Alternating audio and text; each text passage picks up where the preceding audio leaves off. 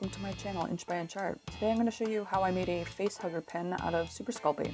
This is part of my Halloween costume this year. I'm a crew member of the Nostromo, who's got a chest burster coming out and a facehugger crawling off the shoulder.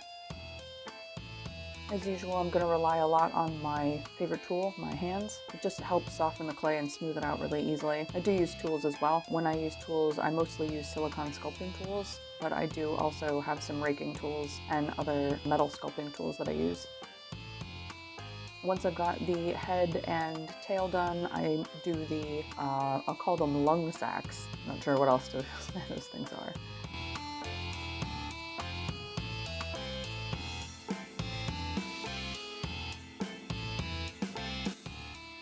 Now moving on to sculpting the legs. The flesh tone Super Sculpey was one of the best options for this sculpture because they are flesh colored, so it was actually super easy and I didn't really have to paint it at all, which was nice.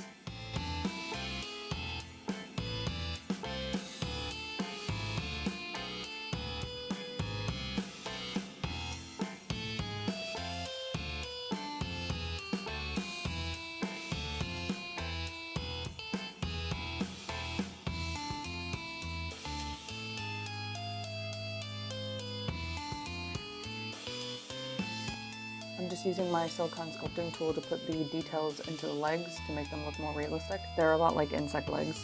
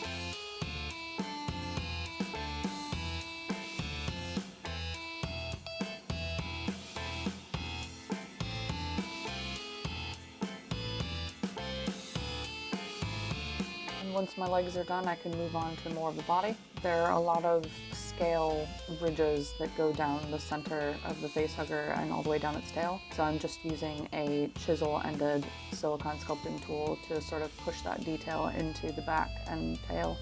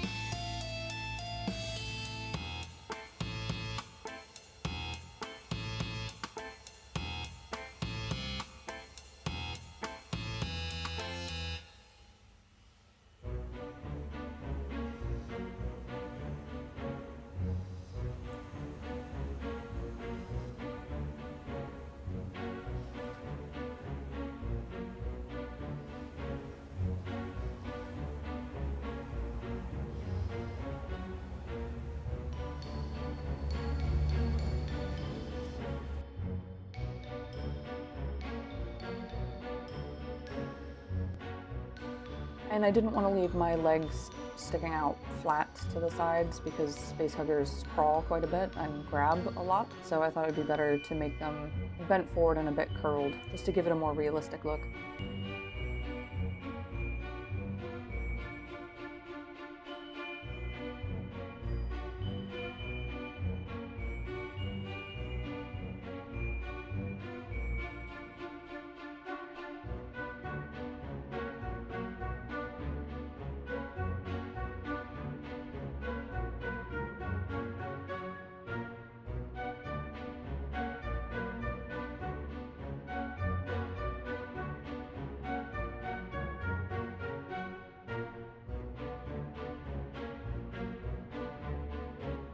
Once my legs are all done, I can finish my scaling down the tail and then prepare for baking. So I'm just using a piece of tin foil to sort of prop it up because I do want it to be a bit curled so I can have it shaped around my shoulder.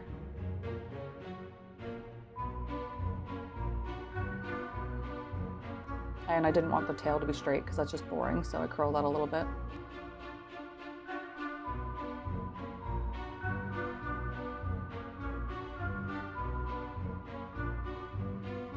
And now it's time to bake, and hope you don't burn it.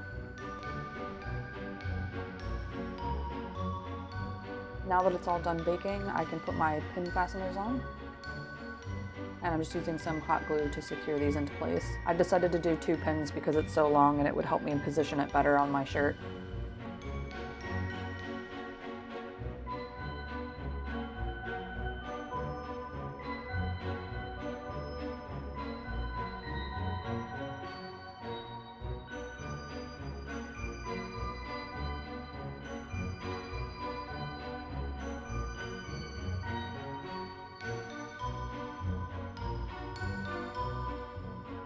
I almost decided to leave it as it was, but I felt like it could use a little bit more contrast to boost all of that detail that I did. So at first I do a reddish brown wash. I did actually do a black wash as well, but I didn't film it.